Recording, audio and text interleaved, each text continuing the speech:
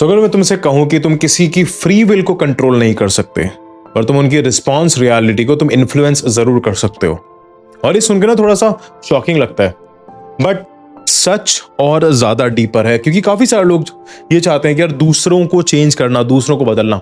और इस वीडियो के अंदर हम काफी सारे डीपर लेवल पे हम टॉपिक्स के ऊपर बात करने वाले हैं, जो आपको स्क्रीन के अंदर दिख रहा है, राइट। अब एक चीज तुमको समझना है कि फ्री विल तुम्हारी ये डिसाइड करती है कि वो क्या करेंगे, राइट। अब तुम्हारी फ्रीक्वेंसी डिसाइड करती है कि वो तुम्हारे साथ कैसे बिहेव करेंगे। तो अगर तुमको दूसरों को अपने अकॉर्डिंगली कंट्रोल करना है, दूसरों को अपने अकॉर्डिंगली चलवाना है, तो ये वीडियो डेफिनेटली तुम्हारे लिए है।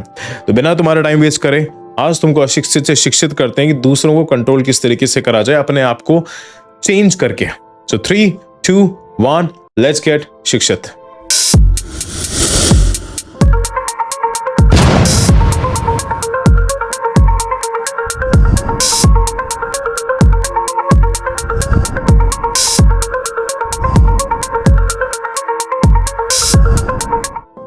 तो सबसे पहले हम समझते हैं कि why people want to change others, कि लोग दूसरों को बदलना क्यों चाहते हैं, राइट।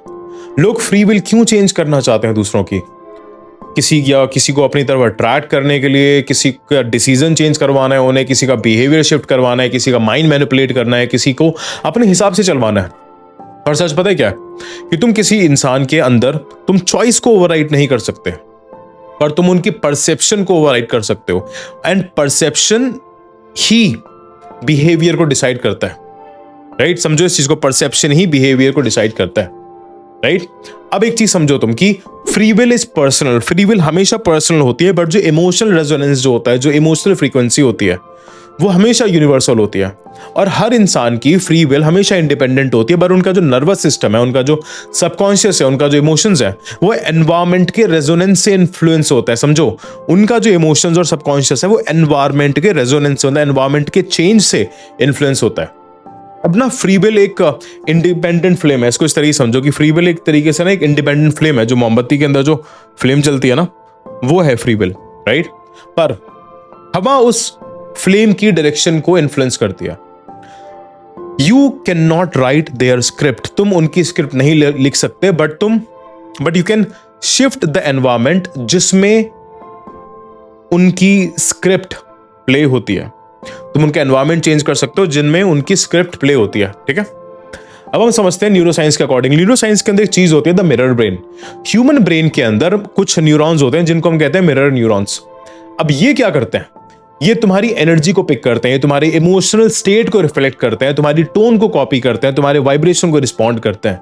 और द मिररिंग ब्रेन को अगर तुम समझ गए ना, तो तुम्हारे लिए लोगों से सीखना बहुत ज्यादा आसान हो जाएगा, ठीक है। इसके ऊपर भी मैं डिटेल के अंदर वीडियो बनाने वाला हूं। कमेंट्स के अंदर बताना कि तुमको मिरर ब्रेन के ऊपर वीडियो चाहिए या नहीं चाहिए। अब इसका एग्जांपल मैं तुमको बताता हूं कि अगर तुम काम हो ना, तो सामने वाला ऑटोमेटिकली सॉफ्ट हो जाता है। अगर तुम एंजियस हो तो सामने वाला ऑटोमेटिकली डिफेंसिव बन जाएगा। अब ये बात समझनी है कि फ्री विल हमेशा इंटैक्ट होती है, ठीक है। फ्री विल इंटैक्ट है, पर रिस्पॉन्स तुम्हारी वाइब्रेशन से ट्रिगर होता है कि तुम्हारी अंदर की वाइब्रेशन कैसी है, उस हिसाब से जो रिस्पॉन्स है वो ट्रिगर होगा, राइट। अब इसमें एक बात और समझो कि people don't respond to your words, वो तुम्हारे वर्ड से रिस्पॉन्ड नहीं करते। They respond to your nervous system, कि तुम्हारा नर्वस सिस्टम किस तरीके का है। अब इसको और डीपर लेवल पे ना हम क्वांटम फिजिक्स के बेसिस पे समझते हैं कि field influences not control. Field हमेशा इन्फ्लुएंस करता है, वो कंट्रोल नहीं करता। और क्वांटम फील्ड के हिसाब से, राइट। अब एक तुमने ट्यूनिंग फॉर्क देखा होगा, ठीक है। Tuning fork duplicates the vibrational field. अब इसका मतलब क्या है कि एक वाइब्रेटिंग जो एक ट्यूनिंग फॉर्क होता है ना, अगर तुम उसके पास एक दूसरा वाइब्रेटिंग ट्यूनिंग फॉर्क लेके जाओगे तो उसके अकॉर्डिंगली वो अपनी वाइब्रेशंस को चेंज करेगा। अगर एक ट्यूनिंग फॉर्क एक किसी सर्टेन फ्रीक्वेंसी पर है, तो सामने वाला भी ट्यूनिंग फॉर्क एक सर्टेन फ्रीक्वेंसी पर रहने वाला होगा। अब इसका फ्री विल चेंज हुआ नहीं, इसका सिर्फ रिस्पॉन्स चेंज हुआ। और काफी सारे ऐसे एग्जांपल दूंगा जिससे तुमको ये सब चीजें और डिटेल के अंदर समझ में आ जाएगी कि you can not control someone, but you can create a field. तुम एक ऐसा फील्ड क्रिएट कर सकते हो जिसमें उनका सबकॉन्शियस माइंड तुम्हारे अकॉर्डिंगली काम करेगा। अब इसको एक और डीपर लेवल पे समझाता हूं और बहुत ही आसान लैंग्वेज के अंदर समझाऊंगा एग्जांपल के साथ, 2 मैग्नेट्स के एग्जांपल के साथ। 2 मैग्नेट्स लो, राइट। एक पावरफुल मैग्नेट और एक वीक मैग्नेट।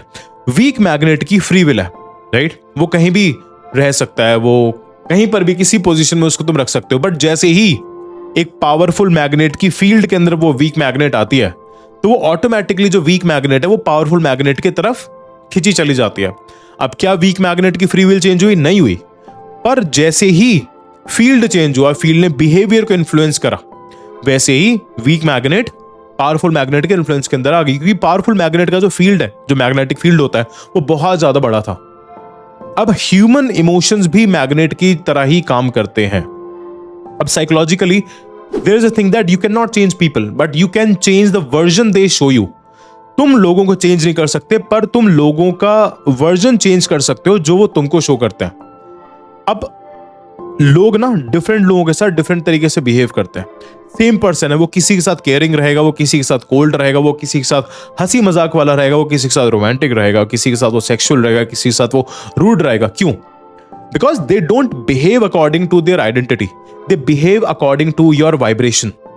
अगर तुम्हारे बंदे ने तुम्हारे ऊपर चीट करा है ना, तो वो तुम्हारी वजह से चीट करा है, क्योंकि तुम्हारी वाइब्रेशंस उसको मैनिपुलेट कर रही थी चीट करने के लिए। अभी काफी ज्यादा कंट्रोवर्शियल चीज है, पर ये चीज तुमको समझ नहीं होगा, और जिस दिन तुमको ये चीज समझ में आ गई ना, तुम सारा फोकस अपने आप पर ही कर दोगे। राइट? मैं फिर से बता रहा हूं that you can not change them, but you can change the version of them that shows up around you.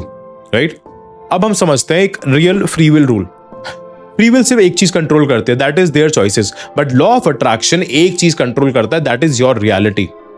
सो जब तुम वाइब्रेशन शिफ्ट करते हो ना, लोगों का बिहेवियर तुम्हारे टुवर्ड्स चेंज हो जाता है, उनका टोन शिफ्ट हो जाता है, उनकी अप्रोच शिफ्ट हो जाती है, उनका एक एनर्जी शिफ्ट हो जाता है। तुमने उनकी फ्री विल नहीं बदली, तुमने तुम्हारी रियलिटी की फ्रीक्वेंसी बदल दी है। ठीक है? अब हम थोड़ा सा और एग्जांपल के तौर पे हम समझते हैं that why manifestations is about influence but not control. क्या? Why manifestations is about influence, not control. अगर तुम पावरफुल हो, तुम अलाइंड हो, तुम इमोशनली स्टेबल हो, तो लोग तुम्हारे अराउंड डिफरेंटली बिहेव करेंगे। अगर तुम इनसिक्योर हो, अगर तुम इमोशनली अनस्टेबल हो, तो लोगों का रिएक्शन हार्श हो जाता है। ये समझना बहुत ज्यादा इंपॉर्टेंट है। अब तुम उनको कंट्रोल नहीं कर रहे हो, you change the state they respond to. तुमने वो स्टेट चेंज कर दी जिसके बेसिस पे सामने वाला रिस्पॉन्स कर रहा है। अब मैनिफेस्टेशंस किसी की फ्री विल मैनिपुलेट करने का भी टूल नहीं है, प्लीज। राइट?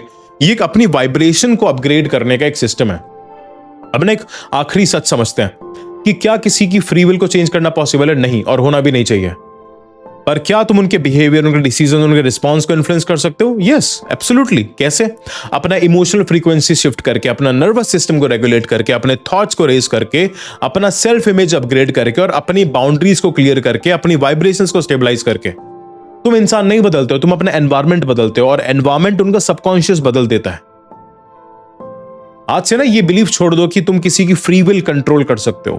तुम सिर्फ एक चीज कंट्रोल कर सकते हो कि कौन सा वर्जन तुम्हारी रियलिटी पे अपीयर करता है, and that power is more than enough to change your life. अगर ये वीडियो समझ में आई, इस लेक्चर से वैल्यू मिले तो सब्सक्राइब करना, इसको उसके साथ शेयर जरूर करना जो तुमसे बार बार बोलता रहता है कि यार मेरे को उस इंसान को चेंज करना, मेरे को इस इंसान को चेंज करना। नहीं, किसी को भी चेंज नहीं करना, क्योंकि यही शिक्षित मेंटालिटी है कि अपनी वाइब्रेशंस को रेज करना है, अपनी फ्रीक्वेंसीज को रेज करना है। अब आगे मिलते हैं, क्योंकि ये हमारी myth of law of attraction manifestation series चल रही है, तो इसलिए सब्सक्राइब करना। और सबसे बेस्ट लर्निंग जो मिली ना, उस लर्निंग का वीडियो रिकॉर्ड करके स्टोरी पे लगाना और मेरे को इंस्टाग्राम पर टैग करना। स्टे शिक्षित।